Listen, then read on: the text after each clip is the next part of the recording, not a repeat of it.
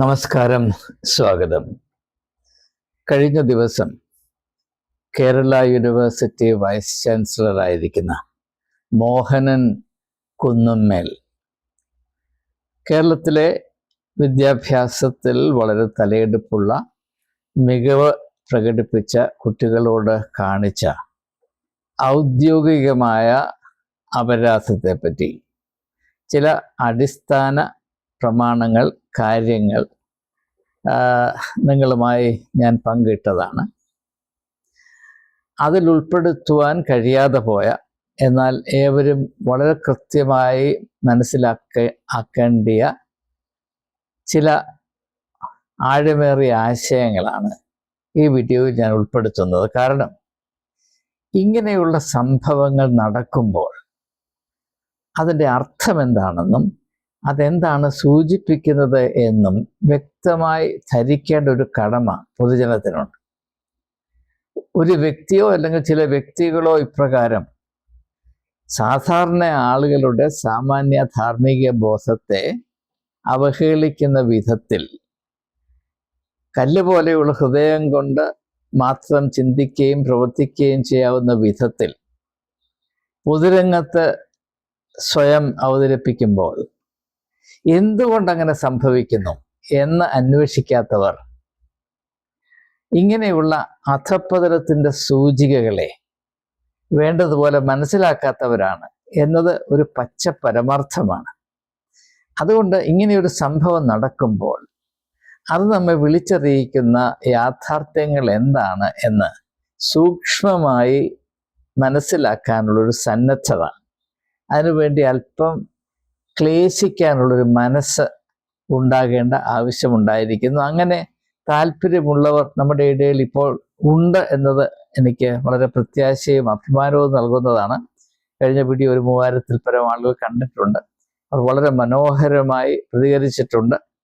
എന്നാൽ അതുകൊണ്ട് തന്നെ ഇതിൽ അടങ്ങിയിരിക്കുന്ന കൂടുതൽ ശ്രദ്ധേയമായ ആശയങ്ങൾ, ഞാൻ ഈ ആശയം ഇതിലെ ഉള്ളടക്കം മറ്റതിൽ മനഃപൂർവ്വമായി ഒഴിവാക്കിയതിൻ്റെ കാര്യം, ഏത് വിധത്തിൽ ഏത് തോതിൽ വരെ ഇങ്ങനെയുള്ള സംഭവങ്ങളെപ്പറ്റി ചിന്തിക്കാനുള്ള സന്നദ്ധത നമ്മുടെ മധ്യത്തിലുണ്ട് എന്നതിനെപ്പറ്റി ഉറപ്പില്ലാത്തതുകൊണ്ടാണ്. ഏതായാലും ഈ ഒരു സംഭവത്തിൽ കൂടെ നാം തിരിച്ചറിയേണ്ട കൂടുതലായിട്ടുള്ള അറിവുകൾ എന്താണ്, ആ അന്വേഷണത്തിലേക്ക് ഒരിക്കൽ കൂടെ സ്വാഗതം. ആദ്യമായി എനിക്ക് പറയാനുള്ളത്, ഒരു 20 വർഷത്തിന് മുമ്പ് പോലും കേരളത്തിൽ ഒരു പൊതു രംഗത്ത് ഇപ്രകാരമുള്ളൊരു സംഭവം, പ്രത്യേകിച്ച് ഒരു യൂണിവേഴ്സിറ്റിയുടെ തലവനായിരിക്കുന്ന ആളിൽ നിന്ന് ഉണ്ടാകുമായിരുന്നില്ല. An episode like this would have been completely unthinkable even 20 years ago. അതിൻ്റെ അർത്ഥം ഈ കഴിഞ്ഞ ഒരു 20 വർഷങ്ങൾ കൊണ്ട്, പ്രത്യേകിച്ച് കഴിഞ്ഞൊരു 12 വർഷങ്ങൾ കൊണ്ട് നമ്മുടെ പൊതുജീവിതത്തിലെ ധാർമ്മിക ബോധം വളരെ അധികം നിർവീര്യമാക്കപ്പെട്ടിരിക്കുന്നു എന്നതാണ്. അത് നമ്മളെ ഏവരെയും ഞെട്ടിപ്പിക്കേണ്ട കാര്യമാണ്. കാരണം ഇത് എല്ലാവരെയും ബാധിക്കും. ഇത് ഏതാനും കുട്ടികളെ സമ്മാനിക്കുന്ന ഒരു സംഭവത്തിൽ നടന്ന ഒറ്റപ്പെട്ട ഒരു അവഹേളനമായി മാത്രം നിങ്ങൾ കാണരുത്. ഇങ്ങനെ ഒരു സമൂഹം അധപ്പതിച്ചാൽ ആ സമൂഹത്തിന്റെ അധപ്പതനത്തിന്റെ പൊതുവായ ഒരു അന്തരീക്ഷത്തിലാണ് ഇങ്ങനെ ഒരു നാടകം പൊതുരംഗത്ത് അവതരിപ്പിക്കാനുള്ള ധൈര്യം ആളുകൾക്കുണ്ടാകും. നല്ല ധാർമ്മിക ബോധമുള്ള ഒരു സമൂഹത്തിന്റെ മധ്യത്തിൽ ഇപ്രകാരമുള്ള ഒരു പൊറാട്ട് നാടകം അഭിനയിക്കപ്പെടുകയില്ല, സത്യം. അതുകൊണ്ട് ഇത് ഏതാനും കുട്ടികളോട് കാണിക്കുന്ന അപമാനമായിട്ടല്ല, ഇത് ഒരു സമൂഹത്തോട് ആകമാനം കാണിക്കുന്ന അപമര്യാദയായിട്ട് വേണം മനസ്സിലാക്കാൻ. ഇത് വ്യക്തമായി ധരിക്കേണ്ട ഒരാവശ്യമാണ്. രണ്ടാമത് എനിക്ക് അവരോട് പറയാനുള്ളത്, നാം ഇങ്ങനെയുള്ള അപമര്യാദകൾ, കസേരയുടെ അതിക്രമങ്ങൾ, കസേരയിലിരിക്കുന്ന ആളുകൾക്ക് എന്തും ചെയ്യാം, ആരും അവരെ ചോദിക്കുകയില്ല, അവർ ചെയ്യുന്നതും പറയുന്നതുമൊക്കെ പഞ്ചപുച്ഛം അടക്കി എല്ലാവരും സ്വീകരിക്കും. അതുകൊണ്ടാണ് ഞാൻ കസേരയുടെ അതിക്രമങ്ങൾ എന്ന് പറയുന്നത്. അത് വെളിപ്പെടുത്തുന്നത് നമ്മുടെ പൊതുവായ സാമൂഹ്യവും ധാർമ്മികവുമായ ജീർണതയാണ്. ഇനി ഈ അടുത്ത കാലം വരെ കേരളത്തെ പറ്റി പറയുമ്പോൾ നമുക്ക് കേരളത്തെ പറ്റി അഭിമാനമുണ്ടല്ലോ. ഇപ്പൊ കേരള എന്നത് കേരളം എന്ന് മാറ്റിയപ്പോൾ തന്നെ നമുക്ക് വലിയൊരു സന്തോഷമാണ്, ഒരു നേട്ടം കൈവരിച്ച പോലെ. അത്രമാത്രം നാം കേരളത്തെ സ്നേഹിക്കുന്നു, ഞാൻ കേരളത്തെ സ്നേഹിക്കുന്നു, അല്ലെങ്കിൽ ഇപ്രകാരം ചിന്തിക്കുമായിരുന്നു. നമ്മുടെ കേരളത്തിന്റെ പശ്ചാത്തലത്തിൽ ഞാൻ കേരളത്തിൽ വളർന്ന, ഇവിടെ വിദ്യാഭ്യാസം അണ്ടർ ഗ്രാജുവേറ്റ് സ്റ്റഡീസ് വരെ നടത്തിയ ആളാണ്. പിന്നാണ് ഞാൻ വെളിയിൽ പോകുന്നത്. എനിക്ക് കേരളത്തെ പറ്റി അന്നും ഇന്നും വളരെ അഭിമാനമുണ്ട്. ജീർണതയുടെ പലവിധമായ പ്രകടനങ്ങൾ ഉണ്ടെങ്കിൽ പോലും കേരളത്തെ പറ്റിയുള്ള എൻ്റെ സ്നേഹവും ബഹുമാനവും അപ്രീസിയേഷനും നഷ്ടപ്പെട്ടിട്ടില്ല. കേരളത്തിൻ്റെ പൊതുവായി ഒരവസ്ഥ പറഞ്ഞാൽ, ഒരു ഉന്നത ചുമതല വഹിക്കുന്നയാൾ, a person holding a high office, ഉന്നത ചുമതല ഏറ്റെടുത്തിരിക്കുന്ന ഒരു വ്യക്തി പൊതുരംഗത്തെങ്കിലും ആദർശപരമായി മാന്യതയോടെ പ്രവർത്തിക്കുമെന്നത് നമ്മുടെ പൊതുവായ ഒരു ഉറപ്പായിരുന്നു. We were more or less sure that a person holding an exalted office will conduct himself with dignity. അത് നിങ്ങൾ ആരും തന്നെ അതിനോട് വിയോജിക്കുമെന്ന് എനിക്ക് തോന്നുന്നില്ല. എന്നാൽ ഇപ്പോഴത്തെ സ്ഥിതി എന്താണെന്നറിയാം. വലിയ കസേരയിലിരിക്കുന്നവന് എന്തും ചെയ്യാം. അവർക്ക് ബ്രേക്ക് ഇല്ലാത്ത വണ്ടി പോലെ എന്തും ചെയ്യാം എന്നൊരവസ്ഥയിലേക്ക് നാം വന്നിരിക്കുകയാണ്. ഇത് വലിയ അപകടമാണ്. അതിനേക്കാൾ അപ്പുറം ഇത് അപമാനമാണ്. അതുകൊണ്ടാണ് ഇങ്ങനെയുള്ള സംഭവങ്ങളെപ്പറ്റി നമുക്ക് സൂക്ഷ്മമായ ഒരു തിരിച്ചറിവ് ഉണ്ടാകേണ്ട ആവശ്യമുള്ളതും. രണ്ടാമതായി ഞാൻ അതിലേക്കായി ഈ വീഡിയോ നിങ്ങൾക്കായി സമർപ്പിക്കുന്നത്. ഇനി കേരള യൂണിവേഴ്സിറ്റി വൈസ് ചാൻസലറായ മോഹനൻ കുന്നുമ്മേൽ നമ്മുടെ കുട്ടികളോട് കാണിച്ച അപരാധം, അതിൻ്റെ തനി സ്വഭാവം, അതിൻ്റെ ഉള്ളടക്കം, അതിൽ ഉൾപ്പെട്ടിരിക്കുന്ന ഘടകങ്ങൾ എന്താണെന്ന് കുറച്ച് വിശാലമായി, സൂക്ഷ്മമായി നമുക്ക് മനസ്സിലാക്കാം. ഇതാരും തന്നെ വെളിപ്പെടുത്താത്തത് കൊണ്ടും പരാമർശിക്കാത്തത് കൊണ്ടും ഞാനതിനു വേണ്ടി മുതിരുകയാണ്.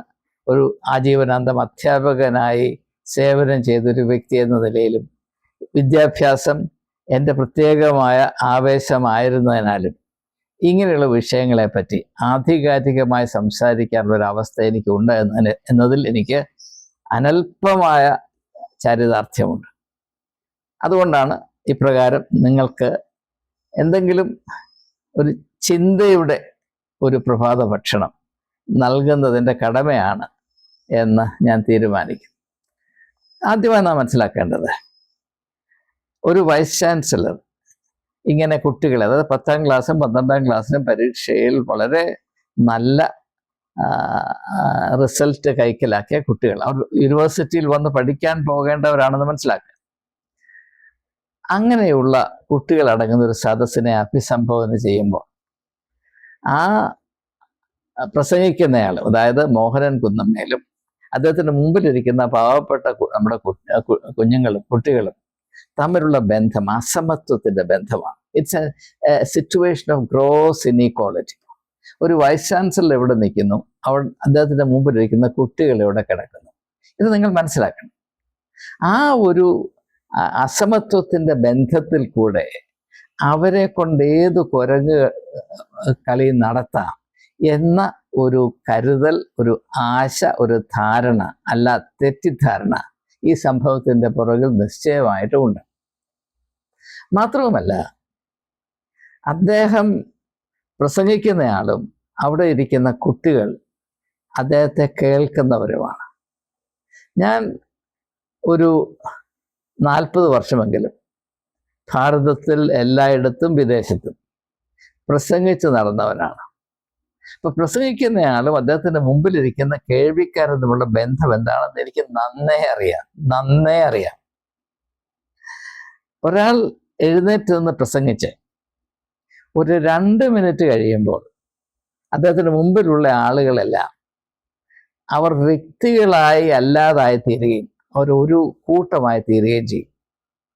അങ്ങനെ ഒരു കൂട്ടത്തിന് അതിൻ്റെതായ ഒരു മനസ്സുണ്ട്, the mind of that audience. അതിനെ പൂർണ്ണമായും കീഴടക്കുവാനും നിയന്ത്രിക്കുവാനും കഴിവുള്ള പ്രാസംഗികനാണെങ്കിൽ അദ്ദേഹത്തിന് കഴിയും. A good enough speaker can completely colonise and control the mind of the audience. ഇത് പ്രത്യേകമായി മനസ്സിലാക്കുക. കാരണം ഇദ്ദേഹം പ്രസംഗിക്കുകയാണ്, ബാക്കിയുള്ളവരുടെ മുമ്പിൽ ഇങ്ങനെ ഇരിക്കുക. അവരുടെ മനസ്സുകളെ പൂർണ്ണമായും കൈക്കലാക്കുവാനും കീഴടക്കുവാനും നിയന്ത്രിക്കുവാനും അതിലെന്തും കൊണ്ടിടാനും അദ്ദേഹത്തിന് സാധിക്കുന്ന ഒരു സാഹചര്യത്തിലാണ് ഇത് സംഭവിക്കുന്നത്. അതുകൊണ്ട് അദ്ദേഹത്തിന് കഴിവുണ്ടായിരുന്നുവെങ്കിൽ, എന്തെങ്കിലും കഴിവുണ്ടായിരുന്നുവെങ്കിൽ അദ്ദേഹം ഉദ്ദേശിച്ചതുപോലെ ആ കുഞ്ഞുങ്ങളെ കൊണ്ട് ചൊല്ലിക്കാൻ, ഏറ്റുപറയിക്കുവാൻ സാധിക്കുമായിരുന്നു. പക്ഷെ ആ കഴിവ് എനിക്കില്ലേ ഇല്ല എന്ന് പൊതുരംഗത്ത് ഇദ്ദേഹം സന്ദേഹത്തിന് മാതൃകയില്ല തെളിയിക്കുകയാണ്. എനിക്ക് മോഹനൻ കുന്നുമ്മേലിനോടൊരു കാര്യം പറയണം. നിങ്ങൾ ഏത് വിഷയമാണ് പഠിപ്പിക്കുന്നതെന്ന് എനിക്കറിയില്ല. സമയമുണ്ടെങ്കിൽ ഷേക്സ്പിയറുടെ ജൂലിയസ് സീസർ എന്ന് പറഞ്ഞ നാടകം ഒന്ന് വായിക്കണം. ഷേക്സ്പിയറുടെ ജൂലിയസ് സീസർ. അതിനകത്ത് പ്രസംഗം എന്ന കലയുടെ കഴിവെന്താണ്, അതിൻ്റെ ശക്തി എന്താണ്, ആളുകളുടെ മനസ്സിനെ നിയന്ത്രിക്കാനുള്ള കെൽപ്പ് എന്താണെന്ന് മനസ്സിലാകും. സീസറിനെ കൊന്ന ശേഷം അദ്ദേഹത്തിൻ്റെ ചരമസംബന്ധമായ 2 പ്രസംഗങ്ങൾ അവിടെ അവതരിപ്പിക്കപ്പെടുന്നുണ്ട്. ഒന്ന് ബ്രൂട്ടസിൻ്റെതാണ്. അപ്പൊ ബ്രൂട്ടസ് ഈ സംഭവത്തെ പറ്റി വിവരിക്കുന്നു. അവിടെ കൂടിയിരിക്കുന്ന റോമൻ പൗരന്മാർക്കെല്ലാം, ജനതയ്ക്ക് മുഴുവനും സീസറിനെ കൊന്നത് നല്ലതാണ് എന്നൊരു ധാരണ വരുത്തി അദ്ദേഹം തൻ്റെ യുദ്ധം ജയിച്ചു എന്ന വിധത്തിൽ പോയി കഴിയുമ്പോഴാണ് മാർക്ക് ആന്റണി വന്ന് അതേ ഓഡിയൻസിനെ, അതേ സദസ്സിനെ അഭിസംബോധന ചെയ്തത്. 5 മിനിറ്റ് കൊണ്ട് അവിടെ ഇരുന്ന ആളുകളെ പൂർണ്ണമായും കടകം മറിച്ച് അവരെ ബ്രൂട്ടസിന്റെ കൂടെ ചേർന്ന് സീസറെ കൊന്ന ആളുകൾക്കും എതിരെ അവരെ കൊന്നൊടുക്കുന്ന വികാരം ഉൾക്കൊള്ളുന്ന വിധത്തിൽ ഉത്തേജിപ്പിക്കുവാൻ മാർക്ക് ആന്റണിക്ക് കഴിഞ്ഞു എന്ന് പറഞ്ഞാൽ പ്രസംഗം എന്ന കലയുടെ ശക്തി എന്താണെന്ന് അവിടെ തെളിയിക്കപ്പെടുകയാണ്. അത് പ്രസംഗത്തിന് കഴിവുള്ളവർക്ക് കൊണ്ടുവന്നത്. കഴിവില്ലാത്തവർ എവിടെയെങ്കിലും സ്റ്റേജിൽ കയറി മൈക്കുള്ളത് കൊണ്ട് പ്രസംഗിച്ചാൽ അവിടെ ഇരിക്കുന്ന ആളുകൾ ഗവനിക്കത്തില്ല. നീ വെറും പിണ്ണാക്കാണ് എന്ന് അവർ പറയാതെ പറയും, അവരുടെ പ്രതികരണം കൊണ്ട് പറയും. അതാണ് ഇവിടെ സംഭവിച്ചിരിക്കുന്നത്. എൻ്റെ അഭിപ്രായത്തിൽ മോഹനൻ കുന്നുമ്മേൽ എന്ന് പറയുന്ന ഈ മഹാൻ, അദ്ദേഹത്തിൻ്റെ പാപ്പരത്വം 100% ഇതാ നമ്മുടെ മുൻപിൽ തെളിയിച്ച് പൂർണ്ണ നഗ്നനായി ഇപ്പോൾ നിൽക്കുകയാണ്. അദ്ദേഹം എങ്ങനെ ഒരു വൈസ് ചാൻസലറായി തുടരും എന്ന് എനിക്ക് മനസ്സിലാകുന്നില്ല. അദ്ദേഹത്തെ ഓർക്കുമ്പോൾ എനിക്ക് സഹതാപം തോന്നുന്നുണ്ട് എന്നും കൂടെ ഞാൻ സമ്മതിച്ചു കൊള്ളട്ടെ. അപ്പോ ആ ഒരു അനുമാനം കൊണ്ടാണ് അദ്ദേഹം ഈ അതിക്രമത്തിന് ഉരുമ്പെട്ടത് എന്ന് നിങ്ങൾ ദയവായി മനസ്സിലാക്കുക. എന്ന് പറഞ്ഞാൽ സാമാന്യ നീതിബോധമുള്ളവർ, സാമാന്യ മനസാക്ഷിയുള്ളവർ, സഹജീവികളോട് അല്പം കരുതലുള്ളവർ ഇപ്രകാരമുള്ള അതിക്രമം ചെയ്യുകയില്ല. പ്രത്യേകിച്ച് കുട്ടികളോട്. അതാണ് ഏറ്റവും അസഹനീയമായ കാര്യം എന്ന് പറഞ്ഞാൽ കുട്ടികളോടാണ്. അതായത് തൻ്റെ യൂണിവേഴ്സിറ്റിയിൽ ഇനിയും പഠിക്കാൻ വരുന്ന കുട്ടികളോടാണ് ഇദ്ദേഹം ഈ അതിക്രമം കാണിക്കുന്നത്. ഒരു യൂണിവേഴ്സിറ്റിയുടെ പോട്ടെ, ഒരു ഹൈസ്കൂളിലെ ഹെഡ് മാസ്റ്റർ ആയിരിക്കാനുള്ള യോഗ്യത അങ്ങനെയുള്ള ആളുകൾക്കില്ല എന്ന് ഞാൻ വിശ്വസിക്കുന്നു. കാരണം വിദ്യാഭ്യാസത്തിന്റെ ചുമതല ഏറ്റെടുക്കുക എന്ന് പറഞ്ഞാൽ ചില ഡിഗ്രികളുടെ മാത്രം അടിസ്ഥാനത്തിൽ സാധ്യമല്ല. അതിന് തക്കതായ വ്യക്തിത്വത്തിന്റെ ഗാംഭീര്യം ഉണ്ടാകണം. അതില്ലാതെ ചില രാഷ്ട്രീയ ഈക്വേഷൻ കൊണ്ട് അർഹിക്കാത്ത കസേരകൾ കയറിയിരുന്നാൽ അത് വിദ്യാഭ്യാസത്തോട് കാണിക്കുന്ന വലിയ അപരാധമാണ് എന്ന് വിദ്യാഭ്യാസത്തെ ലോകത്തിൽ എല്ലാറ്റിനും മീതെ വിലമതിക്കുന്ന ഒരു വ്യക്തി എന്ന നിലയിൽ പറയാതിരിക്കാൻ ഗത്യന്തരമില്ലാഞ്ഞിട്ട് ഞാൻ പറയുകയാണ്. ഇങ്ങനെയുള്ള കാര്യങ്ങൾ പറയേണ്ടി വരുന്നല്ലോ. അത് ഈ കാലഘട്ടത്തിൻ്റെ തന്നെ ദുരവസ്ഥയാണ്.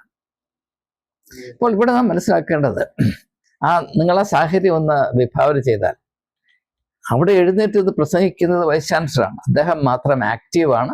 അദ്ദേഹത്തിന് മുമ്പിലിരിക്കുന്ന എല്ലാവരും വളരെ പാസീവാണ്. അവർ നിഷ്ക്രിയരായി അങ്ങനെ ഇരിക്കുകയാണ്. നമ്മൾ ഇംഗ്ലീഷിൽ ഒരു പദപ്രയോഗമുണ്ടല്ലോ, they are at the receiving end. അത് വളരെ ശ്രദ്ധേയമാണ്. അപ്പൊ അങ്ങനെ ഒരു സാഹചര്യത്തിൽ അവരെ പൂർണ്ണമായി നിയന്ത്രിച്ച് താൻ ഇഷ്ടപ്പെടുന്നത് പോലെ തൻ്റെ താല്പര്യമനുസരിച്ച് അവരെ കൊണ്ട് കുരങ്ങ് കളിപ്പിക്കാൻ ഒരു പ്രയാസവുമില്ല. പക്ഷെ അതിൽ അദ്ദേഹം ദയനീയമായി പരാജയപ്പെട്ടു എന്നത് പൊതുരംഗത്ത് ഇപ്പോൾ എല്ലാവരെയും തുറിച്ചു നോക്കുന്ന ഒരു യാഥാർത്ഥ്യമാണ്. ഇത് മനസ്സിലാക്കുക. ഇത് അദ്ദേഹത്തിന് മനസ്സിലാക്കാൻ സാധ്യമല്ല, നിങ്ങൾ മനസ്സിലാക്കി. രണ്ടാമത് ഞാൻ പറഞ്ഞു വന്നത്, ഇദ്ദേഹം അവിടെ സൃഷ്ടിച്ച സാഹചര്യം അസമത്വത്തിന്റെ ഒരു സാഹചര്യമാണ്. ഇപ്പോ തുല്യരായ രണ്ടുപേർ അങ്ങോട്ടും ഇങ്ങോട്ടും അവരുടെ മുറകൾ പ്രയോഗിച്ച് യുദ്ധം ചെയ്യുന്നതിൽ എന്തെങ്കിലും അഭിമാനമുണ്ട്. ഇപ്പോ എന്താണ് പറയുന്നത്, മൈക്ക് ടൈസനോട് ഞാൻ ഗുസ്തിക്ക് പോയാൽ, ബോക്സിങ്ങിന് പോയാൽ എങ്ങനെയായിരിക്കും? അത് കണ്ടാൽ ആർക്കും സന്തോഷം വരത്തില്ല. അവർ കരഞ്ഞു, അയ്യോ ആ മുതുക്കനെ ഇടിച്ച് കൊല്ലുന്നതെന്നേ പറയുന്നത്. അങ്ങനെ ഒരു സാഹചര്യമാണെന്ന് മനസ്സിലാക്കി. രണ്ടാമത്, അസമത്വത്തിന്റെ മറ്റൊരു മുഖം. അദ്ദേഹം ഒരു അധ്യാപകനാണ്, അവിടെ ഇരിക്കുന്നവർ വിദ്യാർത്ഥികളാണ്. ഒരു അധ്യാപകനും വിദ്യാർത്ഥികളും തമ്മിലുള്ള ബന്ധത്തിൽ ചില പ്രത്യേകമായ ധാർമ്മികമായ കടപ്പാടുകളുണ്ട്. ഒരു അധ്യാപകനെ സംബന്ധിച്ചിടത്തോളം തൻ്റെ മുമ്പിലിരിക്കുന്ന വിദ്യാർത്ഥികളെ ഏറ്റവും അധികം അവരോട് ചേർന്ന് നിന്നുകൊണ്ട് കരുതി, അവരുടെ മനസ്സിൽ യാതൊരു വിധത്തിലുള്ള നിഷേധാത്മകമായ വികാരങ്ങളും ഉണ്ടാകാതെ അവരുടെ വില ഞാൻ വളരെയധികം അറിയുന്നു, അതിനെ പൂർണ്ണമായും ബഹുമാനിക്കുന്നു, അവരുടെ നന്മയ്ക്ക് വേണ്ടി മാത്രം ഞാൻ ചിന്തിക്കുകയും പ്രവർത്തിക്കുകയും ചെയ്യുന്നു, വേണ്ടി വന്നാൽ അവരുടെ നന്മയ്ക്ക് വേണ്ടി എൻ്റെ ജീവനെ നൽകാൻ ഞാൻ തയ്യാറാണ് എന്ന വിധത്തിലായിരിക്കണം ഒരു അധ്യാപകൻ വിദ്യാർത്ഥികളുമായി ഇടപെടുന്നത്. ഇദ്ദേഹം എങ്ങനെയാണ്? വിദ്യാർത്ഥികൾ അദ്ദേഹത്തെ സംബന്ധിച്ചിടത്തോളം ഈ ഡംപിംഗ് ഗ്രൗണ്ട് എന്ന് പറയത്തില്ലേ, ഡംപിംഗ് ഗ്രൗണ്ട്, അതായത് മാലിന്യം കൊണ്ടിടുന്ന സ്ഥലം, അങ്ങനെയാണ് അദ്ദേഹം വിദ്യാർത്ഥികളെ കൈകാര്യം ചെയ്തത്. ഇത് വിദ്യാഭ്യാസത്തിന്റെ അല്ലെങ്കിൽ ഒരു അധ്യാപകന്റെ ധർമ്മത്തിന്റെ വെളിച്ചത്തിൽ നോക്കിയാൽ നമുക്ക് സഹിക്കാവുന്നതിനപ്പുറമായ ഒരു അപരാധമാണ്. ദയവായി മനസ്സിലാക്കാം. മൂന്നാമതായിട്ട് എനിക്ക് പറയാനുള്ളത്, ഈ ഒരു സാഹചര്യത്തിൽ സ്ഥിതി ചെയ്യുന്ന അസമത്വം. അവിടെ നിന്ന് പ്രസംഗിക്കുന്ന വൈസ് ചാൻസലർ മാത്രമല്ല, ഒരു അധ്യാപകൻ മാത്രമല്ല, പിന്നെയോ അവിടെ വന്നിട്ടുള്ള കുട്ടികൾക്ക് സമ്മാനം നൽകുന്ന ആളുമാണ്. സമ്മാനം, അവരെ ആദരിക്കാനായിട്ടാണ് വിളിച്ചത്. ആളുകളെ ആരെങ്കിലും അപമാനിക്കണമെങ്കിൽ, അവരെ കൊണ്ട് കുരങ്ങ് കളിപ്പിക്കണമെങ്കിൽ എന്ത് ചെയ്യണം? അവരെ ആദരിക്കാനായിട്ട് വിളിക്കണം. ഇതിന്റെ അധാർമികത, അതിന്റെ മൂർച്ച നിങ്ങൾ മനസ്സിലാക്കണം. അപ്പോൾ അങ്ങനെ ആദരിപ്പിക്കപ്പെടാനായി വിളിച്ചു വരുത്തപ്പെട്ട കുട്ടികളാണ് കുട്ടികൾ. അവരെ ആദരിക്കാൻ പോകുന്ന വലിയ തലക്കനമുള്ള ഒരു വലിയ അധികാരിയാണ് പ്രസംഗിക്കുന്നത്. അപ്പോൾ ഇവിടെ അദ്ദേഹം ചെയ്യുന്നത് എന്താണ്? കൊടുക്കുക, അവർക്ക് സമ്മാനം കൊടുക്കുക, ആദരവ് കൊടുക്കുക എന്നത് അവരെ ഹേമിക്കാനുള്ളൊരു തന്ത്രമായിട്ട് ദുരുപയോഗം ചെയ്യുകയാണ്. ഇംഗ്ലീഷിൽ പറഞ്ഞാൽ giving is misuse as an excuse for coercion. ഞാൻ ഡൽഹിയിൽ സെന്റ് സ്റ്റീഫൻസ് കോളേജ് പ്രിൻസിപ്പളായ ദിവസം തൊട്ട് എനിക്ക് തുരുതുര ഇൻവിറ്റേഷൻ കിട്ടും. എന്താണ്? ഡിന്നർ. അപ്പോൾ സമയമില്ലെങ്കിൽ ലഞ്ച് ഞങ്ങളുടെ വീട്ടിൽ വന്ന് ഡിന്നർ കഴിക്കണം, ഞങ്ങളുടെ കൂടെ പ്രഭാത ഭക്ഷണം കഴിക്കണം, ഞങ്ങളുടെ കൂടെ ലഞ്ച് കഴിക്കണം. എനിക്ക് ഒറ്റ നോട്ടത്തിൽ മനസ്സിലാകും ഇത് എന്നെ തീറ്റി പോറ്റാനൊന്നുമല്ല, ഡിന്നർ ഡിപ്ലോമസി എന്ന് പറയും. നമുക്ക് ആഹാരം തന്നിട്ട് നമ്മുടെ വയറിൽ കൂടെ നമ്മളെ നിയന്ത്രിക്കാനാണ്. ഞാൻ 9 വർഷം കോളേജിന്റെ പ്രിൻസിപ്പലായിരുന്നു. ഒരിക്കൽ പോലും ഒരുത്തിൻ്റെയും ഇൻവിറ്റേഷൻ ഞാൻ സ്വീകരിച്ചിട്ടില്ല. നിങ്ങൾ അന്വേഷിച്ചാൽ മനസ്സിലാകും. അതെൻ്റെ കണ്ണ് തുറപ്പിക്കാൻ കാര്യം, എൻ്റെ മുമ്പിലിരുന്ന പ്രിൻസിപ്പൽ എന്നോട് പറഞ്ഞു, Valsan, if you are the principal of the college, you don't need to eat a single meal at home. നിങ്ങൾ കോളേജിന്റെ പ്രിൻസിപ്പൽ എപ്പോഴെങ്കിലും ആയാൽ ഒരു ദിവസം പോലും സ്വന്തം വീട്ടിൽ നിന്ന് ആഹാരം കഴിക്കേണ്ടി വരികയില്ല. അതിൻ്റെ മർമ്മം എന്താണെന്ന് അന്ന് ഞാൻ ഗ്രഹിച്ചതാണ്.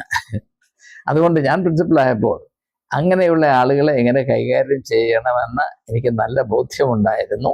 അത് അപ്രകാരം തന്നെ കാത്തു സൂക്ഷിക്കാൻ എനിക്ക് കഴിഞ്ഞു എന്നതിനെപ്പറ്റി എനിക്ക് വലിയ ചാരിതാർത്ഥ്യമുണ്ട്. ഞാൻ പ്രിൻസിപ്പൽ ആയതിലല്ല, അങ്ങനെ ആളുകളുടെ മനുഷ്യന്റെ വ്യക്തിത്വം ആഹാരം കൊണ്ട് വിലയ്ക്ക് വാങ്ങിക്കാമെന്ന് വിചാരിക്കുന്ന ആളുകളുടെ അല്പത്തരത്തെ തിരിച്ചറിയാനുള്ള ഒരു പക്വത സർവശക്തനായ ദൈവം തന്നു എന്ന് ഞാൻ അവകാശപ്പെട്ടുകൊള്ളട്ടെ.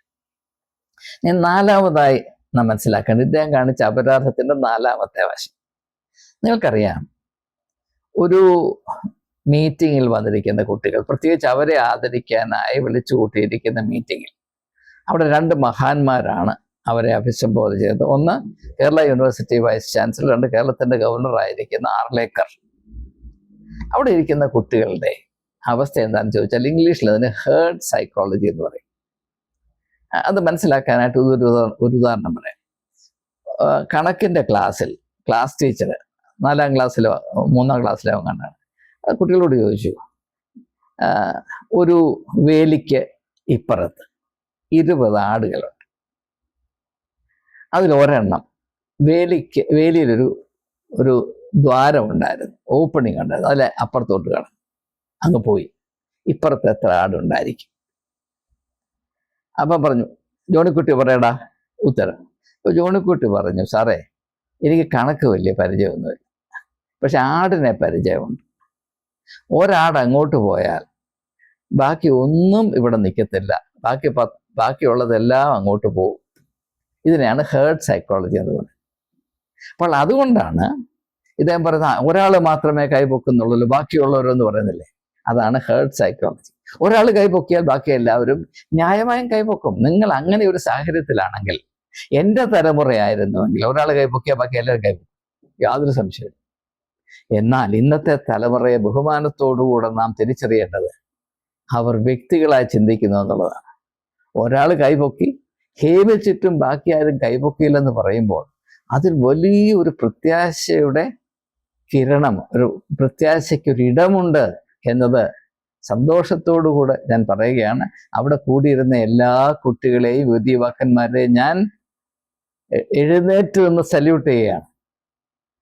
അവർ ആടും മാടുമല്ല, അവർ വ്യക്തിത്വമുള്ള ആളുകളാണ് എന്ന് ഈ ചെറുപ്പത്തിൽ തെളിയിച്ചവർ, അവർക്ക് നല്ല ഒരു ഭാവിയുണ്ട്, ഉണ്ടാകണമേ എന്ന് ഞാൻ പ്രാർത്ഥിക്കുന്നു. 4ാമതായി മനസ്സിലാക്കേണ്ടത്, ഞാൻ അല്പം സൂചിപ്പിച്ചതുപോലെ, ഇതൊരു വൈസ് ചാൻസലറെ മാത്രം അധികാരത്തിൻ്റെ പരിധിയിലല്ല. അദ്ദേഹത്തിൻ്റെ അധികാരത്തെ ഏതാണ്ട് 10 മടങ്ങ് ഇരട്ടിപ്പിച്ചുകൊണ്ട് ഒരു ഗവർണറും അവിടെ ഇരിപ്പുണ്ട്. So the presence of the governor redoubles the authority, the weight of the authority of the vice chancellor. അങ്ങനെ ഒരു വൈസ് ചാൻസലറുടെയും ഗവർണറുടെയും ആകത്തുക, കമ്പൈൻഡ് അതോറിറ്റിയുടെ ഭാരമാണ് ഈ കൊട്ടുവടി പോലെ ഈ കുഞ്ഞുങ്ങളുടെ തലയിൽ അടിച്ചേൽപ്പിക്കും. അതിനെ ചെറുക്കാനുള്ള ഗുമ്മ നമ്മുടെ കുട്ടികൾ കാണിച്ചതിൽ നമുക്ക് അഭിമാനത്തിന് വകയുണ്ട്. ഇനി ഇതിലടങ്ങിയിരിക്കുന്ന ഒരു പൊതുവായ ഒരു ഘടകം, പൊതുവായ ഒരു സ്വഭാവം നാം മനസ്സിലാക്കണം. 2 വാക്കുകൾ നമുക്കറിയാം, കടമ എന്നതും കടപ്പാടെന്നതും. നമ്മുടെ വൈസ് ചാൻസലറെ സംബന്ധിച്ചിടത്തോളം അദ്ദേഹത്തിന് കടമ വേണ്ട, കടപ്പാട് മതി. അദ്ദേഹത്തിൻ്റെ കടമ അവിടെ ഇരിക്കുന്ന കുട്ടികളോടാണ്, കടപ്പാട് അദ്ദേഹത്തിന് കസേര കൊടുത്ത ആളുകളോടാണ്. ഒരു അല്പം ധാർമ്മിക ബോധമുള്ളൊരു സമൂഹത്തിൽ കടമയും കടപ്പാടും തമ്മിൽ പൊരുത്തമുണ്ടായിരിക്കും. അധാർമികമായി പ്രവർത്തിക്കുന്നത് എൻ്റെ അഭിമാനമാണെന്ന് ചിന്തിക്കുന്ന സാഹചര്യത്തിൽ കടമ കടപ്പാടിന് കീഴ്പ്പെട്ടിരിക്കും. ഇതാണ് സംഭവിച്ചത്. അദ്ദേഹം പ്രവർത്തിച്ച് 100% തൻ്റെ യജമാനന്മാരുള്ള കടപ്പാട് തെളിയിക്കാനാണ്. അതുകൊണ്ട് തൻ്റെ കടമ മറന്നുപോയി. കടപ്പാടിനോടുള്ള അടിമത്വത്തിൽ കടമ മറന്നുപോയൊരു വ്യക്തിയെന്ന് മാത്രമേ ഈ സംഭവത്തിൻ്റെ വെളിച്ചത്തിൽ ഈ മഹാനെ പറ്റി നമുക്ക് തിരിച്ചറിയാൻ സാധിക്കുന്നുള്ളൂ. അവസാനമായി എനിക്ക് പറയാനുള്ളത്, എന്തുകൊണ്ടാണ് ഇങ്ങനെയുള്ള നിയമങ്ങളിൽ കഴിവ് അങ്ങ് തള്ളിക്കളഞ്ഞിട്ട് കൂറ് മാത്രം പരിഗണിച്ച് നിയമനങ്ങൾ നടത്തുന്നത്? ഞാൻ ആദ്യം അല്പം മുൻപ് കടമയും കടപ്പാടും തമ്മിലുള്ള ആ വേർപിരിവ്, ദ ഡിവോഴ്സ് ബിറ്റ്വീൻ കടമ ആൻഡ് കടപ്പാട് പറഞ്ഞു. അതുപോലെ തന്നെയാണ് കഴിവ്, മെറിറ്റ്. മറ്റേത് കഴിവില്ലായ്മ, മീഡിയോക്രിറ്റി എന്ന് പറയും. അപ്പം മെറിറ്റ് വേണ്ട, മീഡിയോക്രിറ്റി മതി. ഇങ്ങനെയുള്ള ഏറ്റവും നിർണായക നിയമങ്ങൾ നടത്തുമ്പോൾ മെറിറ്റ് വേണ്ട, ലോയൽറ്റി മതി. എന്ന് വിചാരിക്കുന്നത് എന്തുകൊണ്ടാണ്? യഥാർത്ഥത്തിൽ അർഹത, മെറിറ്റ് എന്ന് പറഞ്ഞാൽ അർഹത യഥാർത്ഥത്തിൽ അർഹതയുള്ള വ്യക്തികളെ നിയമിച്ചാൽ അവർക്ക് യജമാനനോടുള്ള കൂറിനേക്കാൾ അവർ നിർവഹിക്കേണ്ട കടമയോടായിരിക്കും ശ്രദ്ധ. എന്ന് മാത്രവുമല്ല, അവർ ഒരിക്കലും അവരുടെ ആത്മാഭിമാനം കൈവിട്ട് പ്രവർത്തിക്കുകയില്ല. അവരോട് കുരങ്ങ് കളിക്കാൻ പറഞ്ഞാൽ അവർ കളിക്കുകയില്ല. അവർ പറയും, ഞങ്ങൾ കുരങ്ങുകളല്ല, വേറെ കുരങ്ങുകളെ കണ്ടുപിടിച്ച് അവരെ കൊണ്ട് കളിപ്പീരെന്ന് അവർ പറയും. ഇത് ദയവായി മനസ്സിലാക്കുക. ഇപ്പോൾ വ്യാപകമായി ഭാരതത്തിലെമ്പാടും വിദ്യാഭ്യാസത്തെ തകർക്കുന്ന വിധത്തിൽ അർഹതയില്ലാത്ത ആളുകൾക്ക് ഉന്നത സ്ഥാനങ്ങൾ നൽകുന്നതിൻ്റെ കാര്യം, ഈ രാജ്യത്താകമാനം ഒരു വ്യക്തിയോടുള്ള കൂറ് വർദ്ധിപ്പിക്കാൻ, രാജ്യത്തിൻ്റെ ഭാവിയായ വിദ്യാഭ്യാസത്തെ വ്യാപകമായി ദുരുപയോഗം ചെയ്തുകൊണ്ടിരിക്കുന്നു എന്ന ഭീകരമായ യാഥാർത്ഥ്യത്തെ വിളിച്ചറിയിക്കുന്നതാണ്. അതിൻ്റെ ഒരു മാറ്റൊരു കേരളത്തിൽ നമുക്ക് അനുഭവപ്പെട്ടു, അത്രമാത്രം. ഒരു ഉദാഹരണം പറയട്ടെ. ഞാൻ ഈ ഉദാഹരണം പറയുന്നത് അതിൻ്റെ അർത്ഥത്തിൽ നിങ്ങൾ എടുക്കണം. ഇപ്പം എന്ത് പറഞ്ഞാലും അതൊരു പരാതിക്ക് കാരണമാണ് എങ്കിലും ആശയം വെളിപ്പെടുത്തുക ഒരു അധ്യാപകരുടെ കടമയായതുകൊണ്ട് ഞാൻ പറയാം. നിങ്ങളുടെ കയ്യിൽ ഒരു എല്ലും കഷ്ണമുണ്ട് എന്ന് വിചാരിക്കും. അപ്പോൾ നിങ്ങൾക്ക് ഒരു പട്ടിയുണ്ട്, ഒരു നായുണ്ട്, ഒരു ശുനകനുണ്ട്. ആ ശുനകന് നിങ്ങൾ ആ എല്ല് നിങ്ങളുടെ മുറ്റത്തിട്ടാൽ അതെടുക്കും, നിങ്ങളുടെ പറമ്പിൽ കൊട്ടിട്ടാൽ എടുക്കും. പിന്നെ മനുഷ്യൻ്റെ മലം കിടക്കുന്ന സ്ഥലത്ത് കൊണ്ടിട്ടാലും ആ പട്ടി പോയാൽ ആ എല്ലെടുക്കും. കാരണം എന്താണ്? ആ പട്ടിയെ സംബന്ധിച്ചിടത്തോളം അവൻ്റെ വിലയേക്കാൾ വലുതാണ് ഒരു എല്ലിൻ്റെ വില. ഇത് നിങ്ങൾ മനസ്സിലാക്കണം. ഇങ്ങനെയുള്ള കാര്യങ്ങളെപ്പറ്റി മലയാളിയുടെ മനസ്സിൽ വെളിച്ചമുണ്ടാകണം, വ്യക്തതയുണ്ടാകണം. ഏതെങ്കിലും ഒരു പട്ടിക്ക് ബോധ്യപ്പെടുകയാണ് ആ എല്ലിനേക്കാൾ എൻ്റെ വ്യക്തിത്വത്തിന് വില കൂടുതലാണെന്ന് പറഞ്ഞാൽ പട്ടി ആ എല്ലെടുക്കാൻ പോകില്ല, ഒരിക്കലും പോകില്ല. എന്നാൽ ഒരു മൃഗത്തിനുമില്ലാത്ത കഴിവാണ് തൻ്റെ വില എന്താണെന്ന് യഥാർത്ഥത്തിൽ മനസ്സിലാക്കുക. അത് മനുഷ്യന് മാത്രം നൽകുന്ന ഒരു പ്രത്യേക കഴിവാണ്.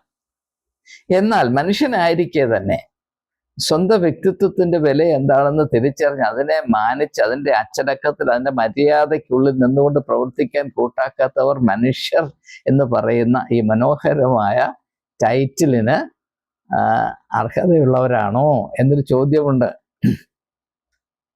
ഇപ്പം നിങ്ങൾ പരീക്ഷിക്കപ്പെടുന്നു. ഈ പരീക്ഷിക്കപ്പെടുന്നതിൻ്റെ അർത്ഥം എന്താണ്?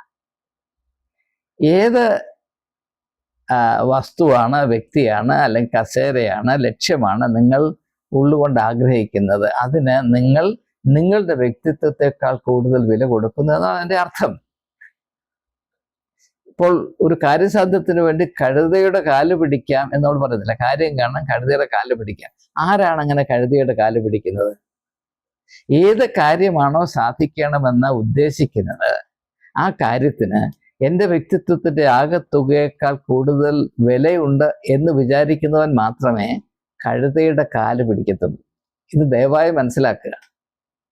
അതുകൊണ്ട് ഇങ്ങനെയുള്ള സന്ദർഭങ്ങളിൽ ചില ആളുകൾ അവിടെ നേതാക്കന്മാരെ, അവിടെ യജമാനന്മാരെ പ്രീതിപ്പെടുത്തുന്നതിന് വേണ്ടി ചെയ്യുന്ന അതിക്രമം അവർക്കെതിരെ കാണിക്കുന്ന അതിക്രമമാണ്. അവിടെ വ്യക്തിത്വത്തെ ചവിട്ടി മെതിക്കുന്ന, അതിൽ തുപ്പി മലിനമാക്കുന്ന ഒരു സംഭവമാണ്, ഒരവസ്ഥയാണിത് എന്ന് മനസ്സിലാക്കാൻ ഇങ്ങനെയുള്ളവർക്ക് പക്വതയില്ല, വിവരബോധമില്ല എങ്കിൽ ഒരു രാജ്യത്തിൻ്റെ അവസ്ഥ നിങ്ങൾ ആലോചിച്ച് നോക്കണം.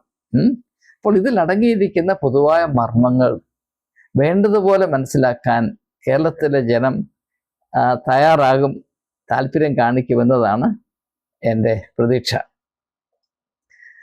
എന്നാൽ നാം ആയിരിക്കുന്ന കാലഘട്ടത്തിൽ ഇങ്ങനെ ഒരു സംഭവം നടക്കുന്നതിന് വ്യാപകമായ മറ്റൊരു പശ്ചാത്തലം കൂടെയുണ്ട്. നമ്മുടെ രാജ്യത്താകമാനം ഇന്ന് സ്ഥിതി ചെയ്യുന്ന അവസ്ഥ എന്താണ്? ആവർത്തിച്ച് വളരെ ചീപ്പായിട്ട് പ്രവർത്തിക്കുന്ന ഒരു വ്യക്തിക്ക് പോലും ഞാൻ ദൈവമാണെന്ന് അവകാശപ്പെടാനുള്ള ഒരു സാഹചര്യമാണ് ഭാരതത്തിലുള്ളത്. ഏത് കള്ളവും പറയാം, ഏത് അക്രമവും നടത്താം, ഏത് അനീതിയും ഉപയോഗിക്കാം. എന്നിട്ട് ഞാൻ ദൈവത്തിൻ്റെ സന്തതിയായിട്ടാണ് ഈ ലോകത്തിലോട്ട് വന്നത് എന്നും അവകാശപ്പെടും. അതിന് സാധ്യമാക്കുന്നത് ഒരു ജനതയുടെ മണ്ടത്തരമാണ്. അതുകൊണ്ട് തന്നെ ജനാധിപത്യ വ്യവസ്ഥയിൽ വിശ്വസിക്കുന്ന എല്ലാവർക്കും ആന്തരികമായി, ബൗദ്ധികമായി, ചിന്താപരമായ തിരിച്ചറിവിൻ്റെ മേഖലയിൽ വളരെയധികം വളരുവാനുള്ള കടമയുണ്ട്. A citizen has a duty to grow in his awareness. നന്മതിന്മകളെ തിരിച്ചറിയുവാനും അധപ്പതനത്തിൻ്റെ രോഗലക്ഷണങ്ങളെ മണത്തറിയാനുമുള്ള എന്ന് മാത്രവുമല്ല അവയെ ചെറുക്കുവാനുമുള്ള ഒരു കഴിവ് ആർജിക്കുക എന്നത് പൗരത്വ ബോധത്തിൻ്റെ അടിത്തറയായി കണ്ട് മനസ്സിലാക്കണമേ എന്ന ഏറ്റവും ശ്രദ്ധേയമായ സത്യം നിങ്ങളെ ബോധ്യപ്പെടുത്താനാണ് ഈ വിഷയത്തെപ്പറ്റി രണ്ടാമതായി ഒരു വീഡിയോ കൂടെ ചെയ്യുന്നത് എന്ന് ഞാൻ പറയട്ടെ. ഈ ആദ്യത്തെ വീഡിയോയോട് പ്രതികരിച്ച് സംഘപരിവാറിൻ്റെ ഒരു കാലാൾപ്പടയിലെ ആള് പ്രതികരിച്ചിരിക്കുന്നത് താൻ പോയി ചത്തോടും താൻ പോയി ചാകട എന്നാണ്. എനിക്ക് നൽകുന്ന ഉപദേശം താൻ പോയി ചാകട എന്നാണ്. അപ്പം അത് സംഘപരിവാറിൻ്റെ കാഴ്ചപ്പാടിനെ സത്യസന്ധമായി ആവിഷ്കരിക്കുന്നതാണ്. അവര് ചിന്തിക്കുന്നത് വ്യത്യസ്തമായിട്ട് ആരെങ്കിലും ചിന്തിച്ചാൽ അവർക്ക് ഈ ഭൂമിയുടെ പരപ്പിൽ ജീവിക്കാൻ അവകാശമില്ല, അവർ പോയി ചാകുന്നതാണ് നല്ലത്. എനിക്ക് അദ്ദേഹത്തോട് ഒരു ചെറിയ കാര്യമേ പറയാനുള്ളൂ. മരിക്കാൻ ഞങ്ങൾക്കു മനസ്സില്ല, മരിക്കാൻ ഞങ്ങൾക്കു മനസ്സില്ല. നമസ്കാരം.